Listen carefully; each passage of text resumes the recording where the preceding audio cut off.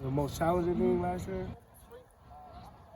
I would say the most challenging thing. It wasn't really a lot of challenging things. It was like probably coming from high school, playing every down, and then coming to college, not playing every down. You get what I mean? So like, but that, obviously I wanted to play, but I wasn't like fully grown yet. I wasn't ready enough. So I trust the coaches and like I believe in what they do. So yeah. You played a lot, more than most. I mean, I played a lot, but not as a coming from high school. You feel me? I get what you mean. But how do you think that experience last year maybe can help you this year? Because you did see the field so much. Oh, it's definitely going to help me this year because seeing the field last year young, I got to learn and grow from some things, and I know a little more things than people that like probably redshirt a little bit. Like, no disrespect to people that redshirt, but I'm saying like I probably got more game experience. So like coming in this year, I already know what to expect sometimes. What can you tell us about that guy over there, Zaki? Zaki, literally I know like Zaki probably one of the closest people on the team I'm with. So like Zaki's a great player, great ball skills, just great overall dude. He's probably a smaller, I wouldn't say smaller, less weight safety, but he's great at everything. He does everything good, know how to tackle, come to practice every day, ready to work. Just a great dude overall. You might have been. Tig helped you guys. Tig helped me and Zaki. For me and Zaki as being the young guys of the group. We the young guys of the group, and we're looking forward to contributing a lot this year. So he brings us under his wing a lot. So it's like it's very helpful. He's a great leader. He's a very consistent leader.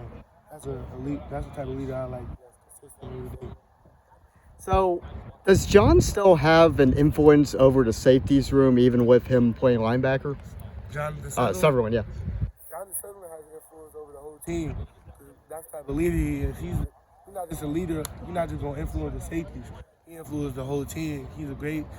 John Sutherland is a great dude, man. He come in early for every workout. He's always on time. He's a person I want my little brother to come here. He's the person I want my little brother to look up to. After the blue-white game, Jair described, he used the word perfection to describe John Sutherland. What do you say that's a fair description of him? Yes.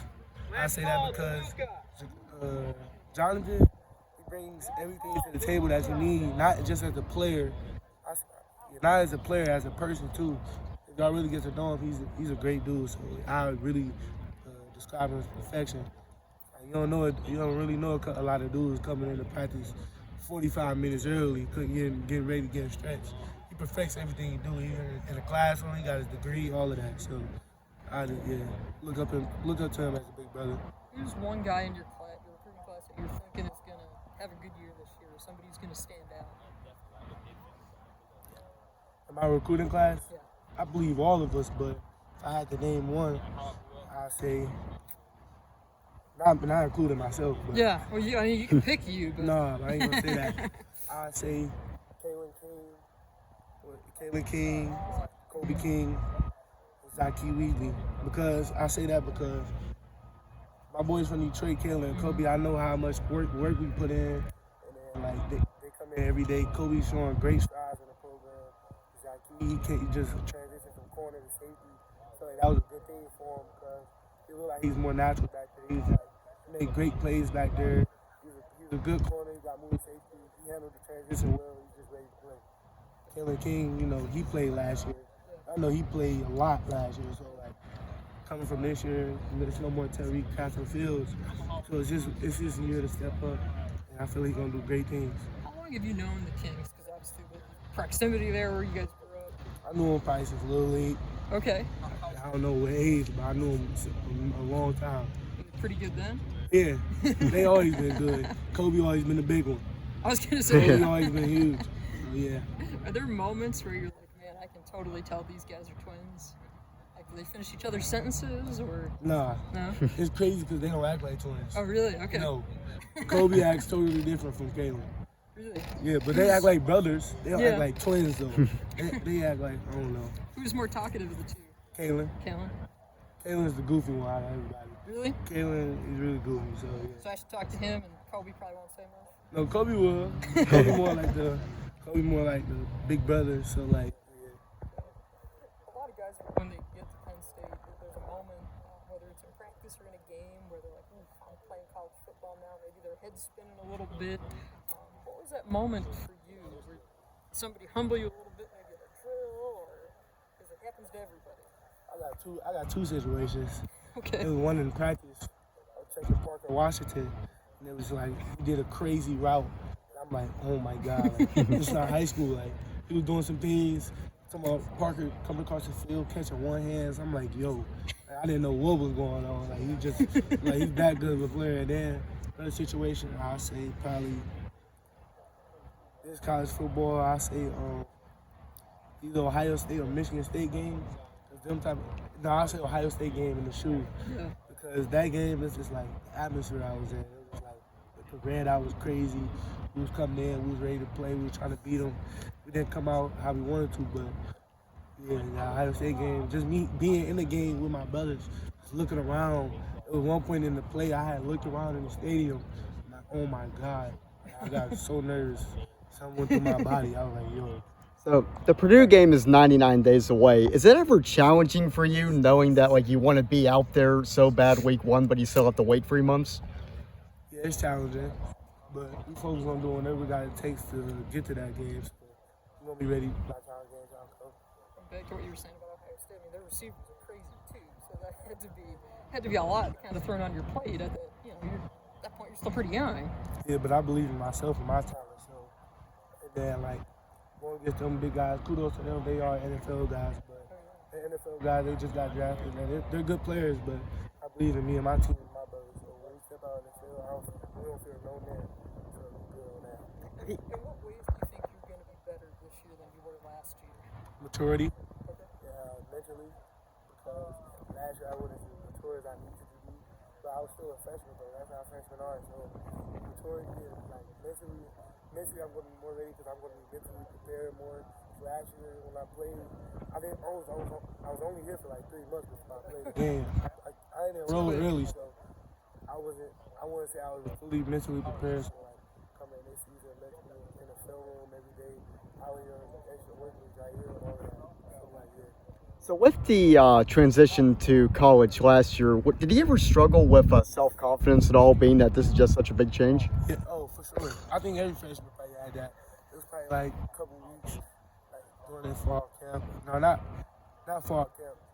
Probably after fall camp, during the season practices, I was probably like losing my confidence a little bit. But that was just me growing though, noticing like this the big leagues now, like not high school anymore. So like, yeah, I had the moments, but I overcame it. It was a little adversity. You got to keep going every day though out here at college practice. This is super random. But did they leave you at Maryland last year? Because I remember like you were coming out of the locker room after the game and like the buses were gone. It was at Maryland. Nah. No? Nah, I was late. Oh, okay. No, I had Because I was like, oh my God, I know think you're they left talking him. about. No. I had went to go. I had left my AirPods. I left my AirPods in the locker room, and I ran and went to go get them. And then the buses, I guess the buses forgot. Yeah. No, they just went down the street. I guess they forgot. I went to go get my AirPods, and I ran up and called them. Okay, because that's what I was wondering. I was like, oh my God, I think they left him here. No, I had left yeah. my AirPods. So you were showcasing the speed then. Yeah. To Got a lot get of to that speed, I bus. don't know about. Yeah, I had to like really get going. Oh yeah, it was funny. I'm surprised you even saw that.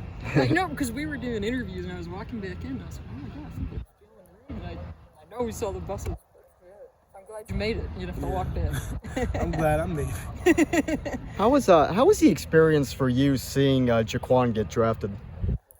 That experience was really great because the type of relationship I had with Jaquan, I was like probably his little brother to him. I was like big brother to me, so my relationship with him, we had a real good relationship as me coming in just playing with him for 1 year. So when I saw him get drafted, it was like tears of joy for real. I didn't cry, but I was really happy for him. I was screaming, all of that. I feel like, I ain't gonna say that. I feel like he should have went higher, but whatever team got him, I knew it was gonna be a blessing for that team. The type of player he is, the person he is overall. Are there any aspects of his game that you think are going to show up in yours? I think He did so many things well. I say like Jaquan, but I say like this though. I'm my own person, Okay. so I say like, yeah, it's a lot of similarities in our games because he real physical safety downhill. He know how to catch plays and be in the backhand, but I feel like I'm my own person and I can showcase my own ability. So yeah, going into there. What's it been like watching Manny Diaz? I know Bud told us that like Manny was so upset the one day that they weren't tackling him, all that he almost like, burst into tears. You Has know, he been that emotional with you guys? That's just Manny Diaz. No, my bad. Coach Diaz. Oh, okay. Coach Diaz, I don't disrespectful. So Coach Diaz brings a lot of passion into the game. So when we're not doing stuff, he's going crazy. Like he's going crazy. Like we need that though. Like that's the type of coach we need to have. So he's a great coach. Brings great passion, great energy every day, great leader. Yeah, but that practice with the tackler though, he was screaming. Like he screams every day. Like that's what every coach do. When he screams, he made it though. He's a great coach though. Thanks, Jaylen. One last thing, how much has Coach Poindexter helped you just become a better safety? Coach Poindexter? Yep. Learning from him though, he's a Hall of Famer, as y'all know. So Yep. learning from him every day, just him being himself and being consistent in who he is every day. So him helping me be a better safety, like on the field, his little tips, what he used to do back then. You know, the game really different now. So, but like what he used to do back then, he used to tell me the little things. Him coaching me every day in the film room, all that.